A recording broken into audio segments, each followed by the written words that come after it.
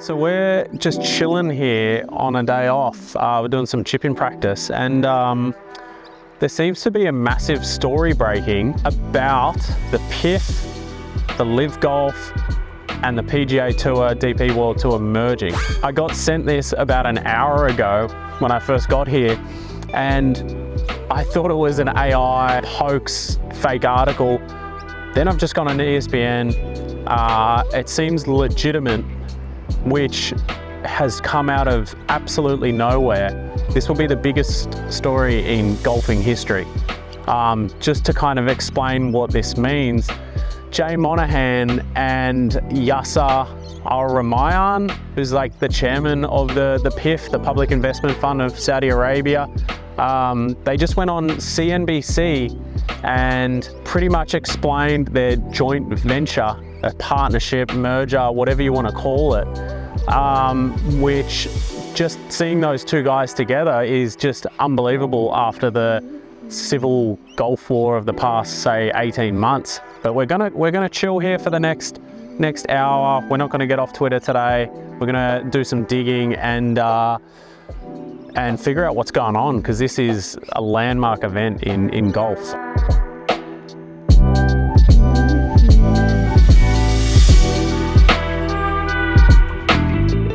I got a buddy of mine in the top 20 in the world who I just sent a text out to, and I know he was offered 50 million and turned it down. Just asked him when did he find out, and he actually found out on Twitter, and he is about to go into that meeting in Canada, and there's going to be some fireworks. We got a mole in there, so I'll report back.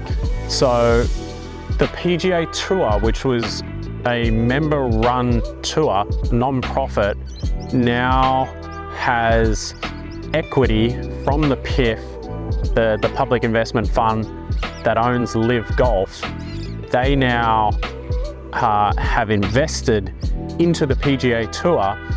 The PGA Tour still owns the majority of votes, but Yasser is the chairman and Jay Monahan is the CEO. So have they just bought golf? That being said, for a tour for Jay Monahan, who's sort of rounded out these guys to go to bat, Rory, Tiger, Max Homa, John Rahm, all these guys who sort of preached loyalty have pretty much been stabbed in the back, whilst Jay Monahan have sort of held a secret meeting in London and in Venice, and sort of made this announcement after the fact. The PGA players were left in the lurch on this. Tiger didn't even know from all accounts.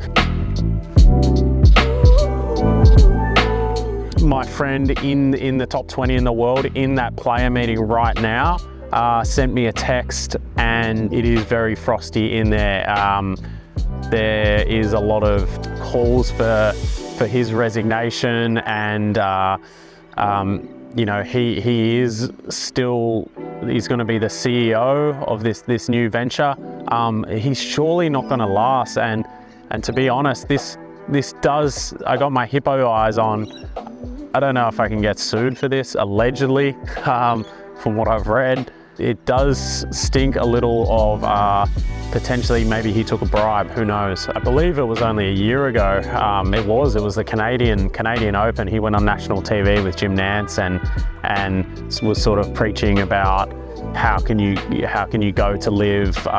The money is backed by the Saudis. I've got friends that were affected by 9/11, and just to do a 180 and not really address that in any sort of logical sense, just saying this is good for the game of golf. So what's crazy about this is just the fact that nobody knew about it. I think that's what's most shocking. It was definitely just not on anyone's radar, hence why when I heard this news today, I thought it was a hoax. I thought it was a deep fake AI article.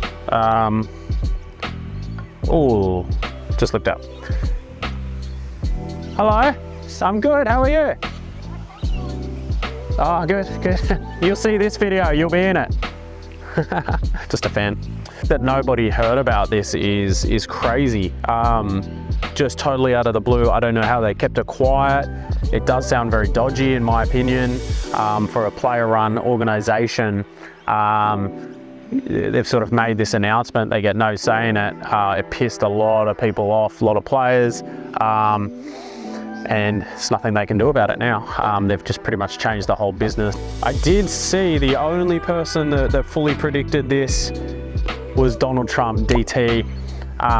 Sent out a tweet a long time ago saying on the lines of loyalty and take the money now because they're going to merge in the future, but he was pretty spot on, which is just hilarious, really.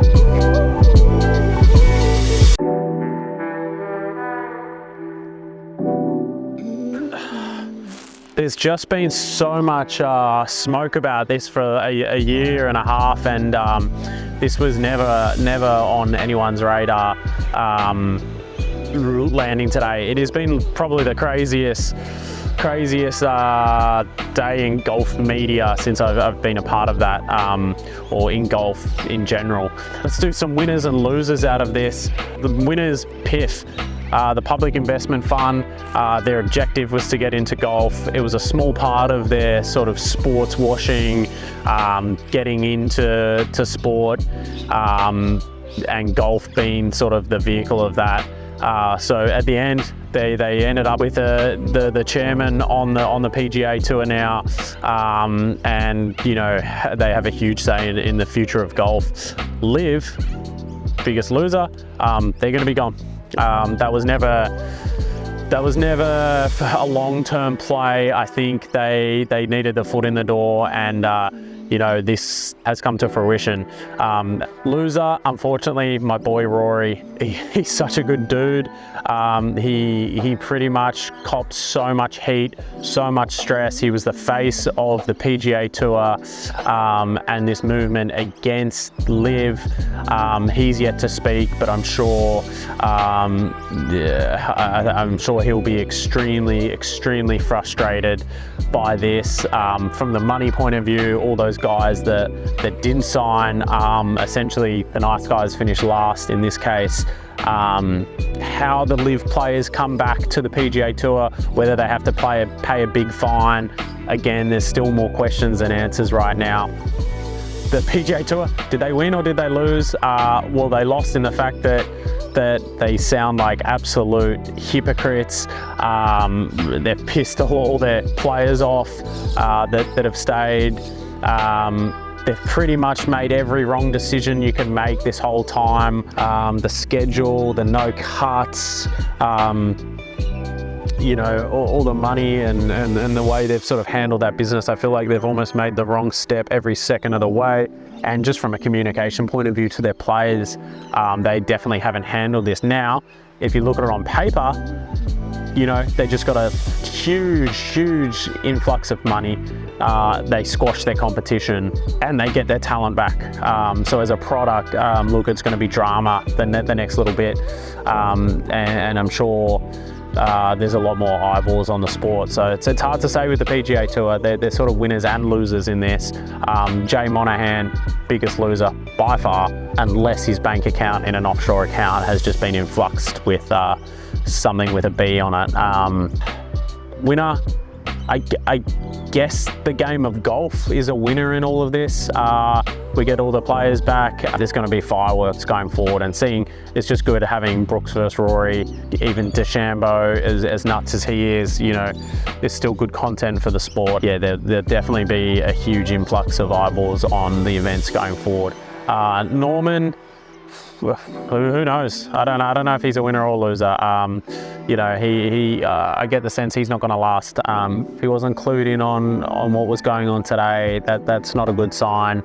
Yeah, I'd have to say he's probably a loser in this. There is reports he got paid $200 million US. Great, good for him. He can sort of run off into the sunset, and I don't think people will be fazed by that. It's going to take a little bit of time to kind of wrap my head around this one. I am going to the US Open next week. I'm going to be on the ground. I'll have access to a bunch of players, and I'll get back to you guys about you know, what the vibe is on ground at the US Open, LACC. What a crazy day! What a crazy day! And it's just getting started. Wild. What is your thoughts? Like and subscribe down below. There's going to be lots more videos coming out. This is quite a rare one, but had to be done with this news that's breaking. Nuts. All right, I'm going to keep practicing, work on this chipping.